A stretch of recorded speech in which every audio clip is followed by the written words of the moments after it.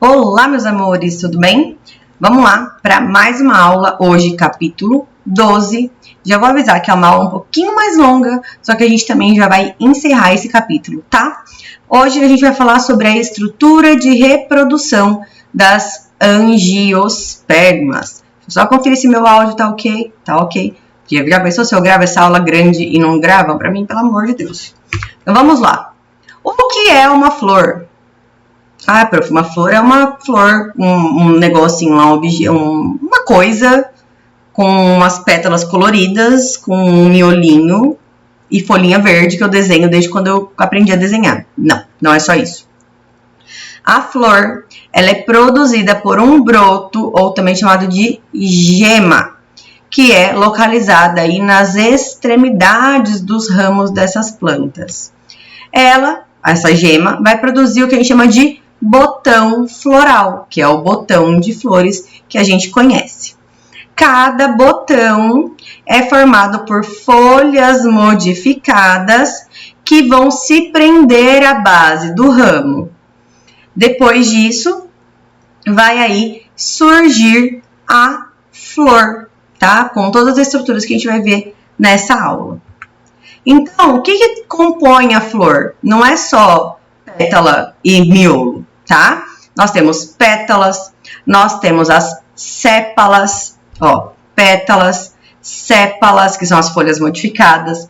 Ela se divide em cálice e corola. Corola colorida, parte colorida, e cálice, porque lembra um cálice de um vinho, né? Uma taça de um vinho, que é o que segura a flor, que sustenta a flor. Estruturas das flores, a gente já falou sobre estigma, antera, filete, estilete, ovário, óvulo, já falamos sobre tudo isso. Nós temos receptáculo floral, nós temos então sépala e pétala, tá? Na estrutura da flor, há um conjunto de 4 elementos, tá? O gineceu, que é a parte feminina da flor. O androceu, que é a parte masculina da flor. A corola, que é o que forma as pétalas. E o cálice, que é o que vai aí sustentar essa flor, como eu já tinha dito para vocês. Então, aqui, ó, as 4 partes, tá? Cálice, corola, androceu e gineceu. Então, a gente tem aqui, a hora que a gente pega uma flor, a gente começa a fazer uma anatomia floral, a gente vê as pétalas, a gente vê o gineceu, que é estigma, estilete e ovário, que é esse central. A gente vê o estame, que é o filete e a antera, que são esses outros que saem aqui. Da antera, a gente vê os grãos de pólen que saem dela. Abaixo, nós temos a sépala. Embaixo, o receptáculo floral e pedúnculo. Dentro do ovário, se a gente cortar o ovário, a gente consegue ver os óvulos, tá? Se a gente tivesse presencial, se a gente vir a ficar presencial, nós vamos fazer uma anatomia floral, tá? Que é bem legal, a gente vai dissecar literalmente uma flor. Mas, basicamente, são essas as estruturas que a gente vai encontrar. O que são inflorescências? Inflorescências são os arranjos, são as flores produzidas em grupos, tá? Formam arranjinhos em torno de um mesmo eixo. É como que se de um cálice floral saíssem vários, tá? Isso a gente chama de inflorescência. E o que é a polinização? A polinização é o transporte dos grãos de pólen da estrutura masculina até a estrutura feminina, né? Então, é o transporte dos grãos de pólen até o estigma de uma flor de uma mesma espécie. Pode acontecer de ser da mesma flor, caso ela seja hermafrodita. Mas, caso ela não seja, ela tem aí artifícios, como eu já falei para vocês sobre isso, de evitar a autofecundação, tá? E quais são os tipos de polinização que a gente tem?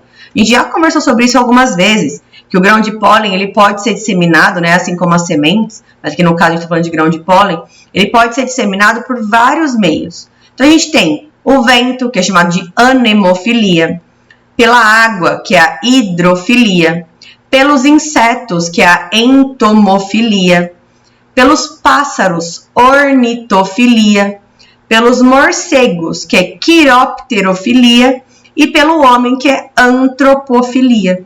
São, então, os tipos de polinização, ou seja, os meios de transporte desses grãos de pólen.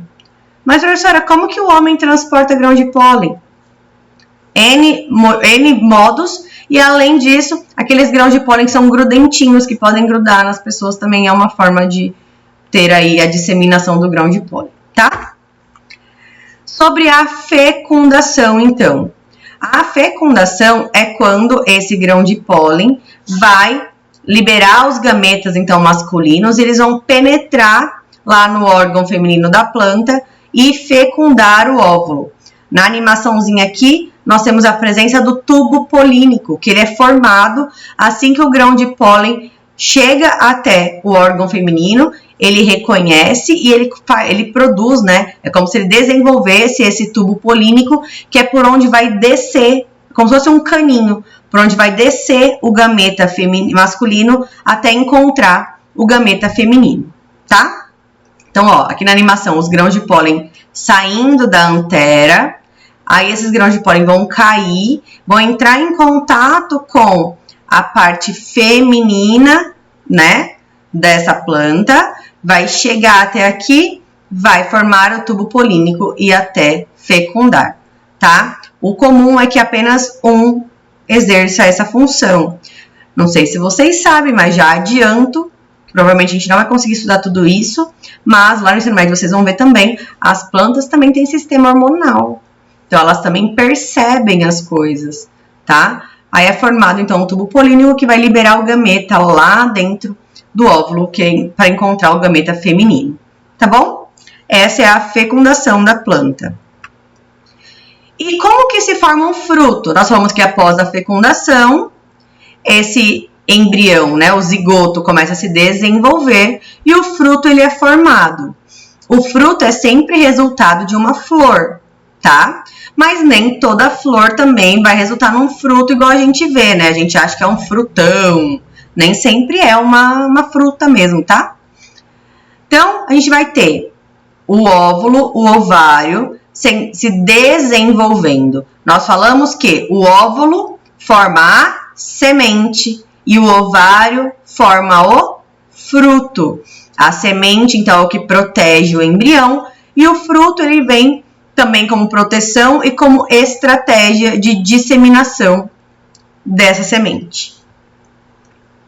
Então, após a fecundação, o óvulo origina a semente e o ovário origina o fruto. Quando eles estão maduros, os frutos são constituídos de pericarpo e semente. O que é o pericarpo? É a parte gostosa da fruta. A parte que a gente chama de carnosa, né? Então, o pericarpo é o epicarpo, o mesocarpo e o endocarpo. Professora, como que eu vou lembrar disso? Epi de epiderme, do que está revestindo, do que está fora. Mesoderme de meio. Endoderme de dentro, tá? Então, epicarpo, mesocarpo e endocarpo. Tá? O carpo vem aí da parte de carnosa, tá? Da planta, do fruto. Então, a gente tem a semente envolvida pelo endocarpo, mesocarpo e epicarpo, tá? Que é o que vai formar aí o fruto. Então, o pericarpo, ele é resultante do desenvolvimento das paredes do ovário. Tá? São as paredes do ovário que vão formar a parte carnosa desse fruto. E a semente é o resultado do óvulo fecundado, tá? O endocarpo, então, é a camada grossa, é a casca, tá? É a casquinha. E nesse caso, por exemplo, no caso do abacate, é o caroço, né? O que forma a casquinha da semente ali. Fruta ou fruto? Eis a questão. Fruta é o nome que a gente dá, o nome popular, tá? Porque é doce e suculento aí. que são originados das flores ou do ovário da planta. O fruto é o nome correto, tá? Ele vai se originar apenas do ovário da planta, ou seja, ele é resultado do ovário desenvolvido após a fecundação. E dentro do fruto sempre tem sementes, tá? Toda fruta é um fruto? Não, mas todo fruto é uma fruta. Entenderam? A gente pode dar o nome dos frutos de fruta também. Mas, porém, como a gente falou aqui, ó, fruto é tudo que é originado do ovário da planta.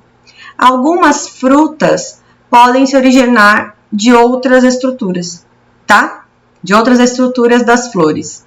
Então, nem toda fruta é fruto, mas todo fruto é fruta. Beleza? Fruto carnoso versus fruto seco. Nem todo fruto é carnoso, suculento, né? Nós temos aí frutos secos. Então, os frutos que têm um mesocarpo, que é aquela parte do meio bem desenvolvido, então ele é carnoso e nutritivo, são os frutos carnosos. Outros frutos que têm o pericarpo, né, pouco desenvolvido, com pouca água, eles são mais duros, e eles não costumam ser consumidos assim de, né, morder, são os frutos secos, tá? Exemplos, então, carnosos, melão, laranja, abacate, tá? Todos esses que é suculento, maçã não, depois eu falo por quê. Frutos secos, avelã, castanha, cacau, semente de girassol, tá? Tudo isso, então, são frutos secos. A gente, só pelo nome, né, carnoso e seco, a gente consegue identificar quando é um fruto carnoso e quando é um fruto seco. Nós temos, então, os pseudofrutos, ou seja, são as frutas que não são frutos. Por quê? Elas são frutos que se desenvolvem aí, não do ovário, tá? Mas de outras partes das flores. Nesse caso aí, as partes que armazenam açúcares. E são os que a gente vai chamar de pseudofrutos. Exemplo, caju, a maçã, o morango e o figo. No caju, qual parte é a fruta? É a parte laranja. O parte ali na frente, o carocinho lá, que a gente chama que é o carocinho, é a semente. Ali é o fruto verdadeiro. É ali que está o embrião. É ali que está o zigoto. O resto é um pseudofruto. Ele não está ali envolvendo a semente, né? Protegendo a semente e não se desenvolveu do ovário. Mesma coisa na maçã. A maçã, ela parte do desenvolvimento do receptáculo floral, tá? Não é o ovário que se desenvolve em fruto. O morango, a mesma coisa, tá? A gente tem o fruto verdadeiro, cada sementinha, cada pontinho do morango, sim, é o fruto verdadeiro, porque é aquele fruto que se desenvolveu do óvulo, né, e do ovário. O resto, não. O figo, a mesma coisa. Então, o pseudofruto é aquele fruto que não surge do desenvolvimento do ovário, tá? Sobre dispersão de sementes. A gente falou de dispersão do grão de pólen, né, de polinização, e aqui dispersão de sementes. O livro de vocês trouxe algumas imagens e até elas numeradas falando, ó, uma pirapira vermelha perfura um mamão maduro e junto com a polpa ingere sementes, que depois de passarem por seu sistema digestório, serão eliminados longe da planta-mãe, ou seja, através das fezes. O fruto alado de uma grande árvore cai das alturas.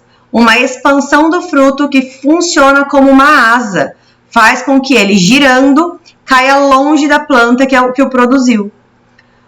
Em uma praia, os cocos caem dos coqueiros e são levados pela água. Na maré alta, boiando, eles atingem praias distantes, aonde grandes sementes podem germinar.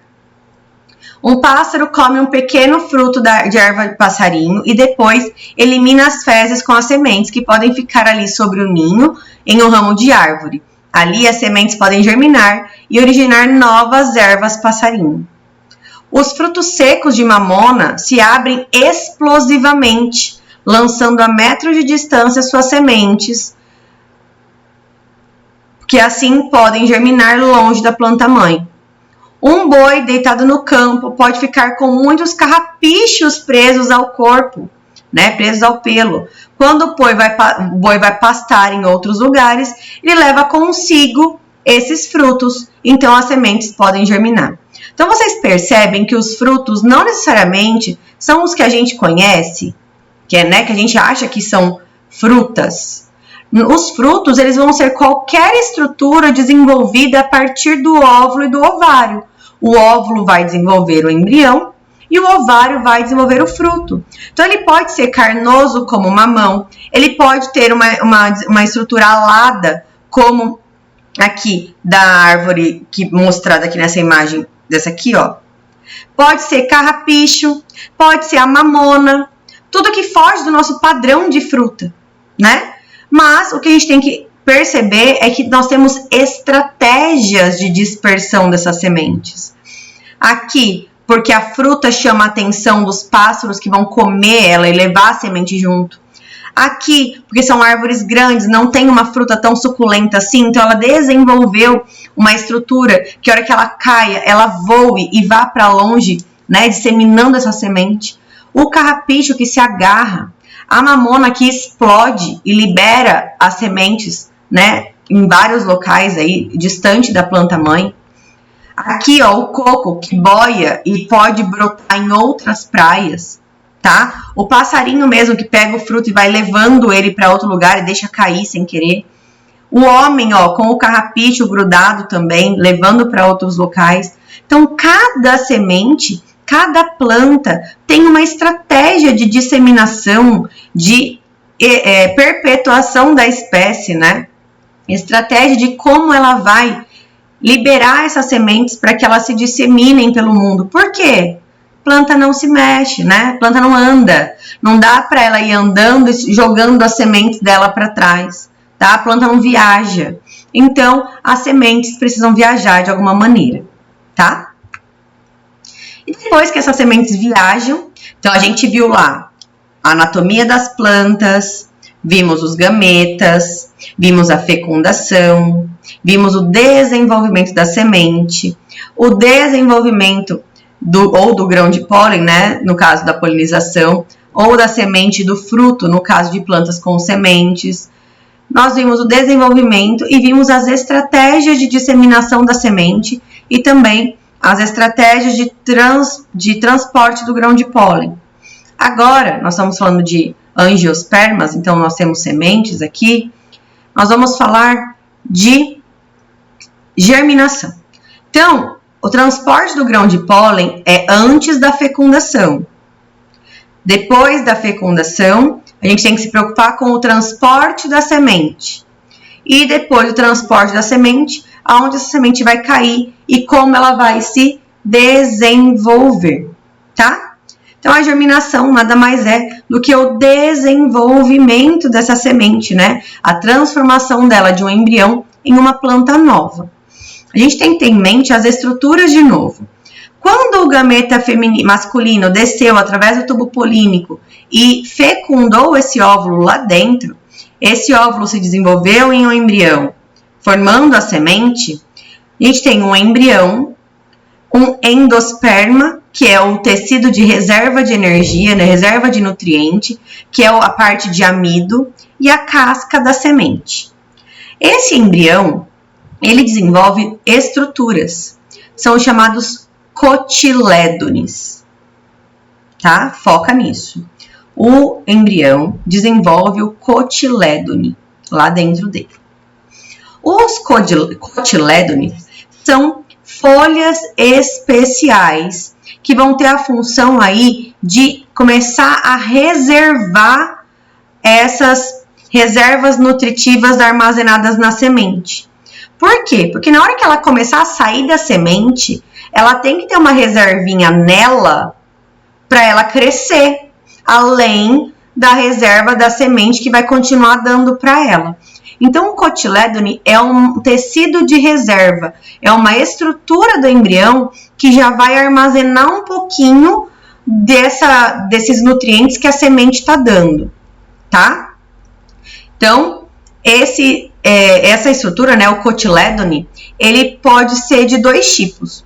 Esse embrião pode desenvolver 2 cotilédones ou ele pode desenvolver um cotilédone só. Isso varia de acordo com a espécie, tá? Então, por exemplo, o feijão, ele tem 2 cotilédones. Ele tem duas estruturas de reserva de energia, de reserva de amido, tá? Para promover aí a nutrição do embrião. Então, a gente tem aqui, ó, os cotilédones, 2 lados, tá vendo? 2 cotilédones, que é a parte aí do endosperma, né, do endocarpo. E nós temos aqui o embriãozinho lá dentro da sementinha do feijão. Aqui no caso do grão de milho, tem um só, é apenas um cotilédone. Então, ele é chamado de monocotiledônio, enquanto o feijão é chamado de dicotiledônio. Mas, professora, como que eu vou saber isso? Eu vou ter que ficar abrindo semente, né, para saber?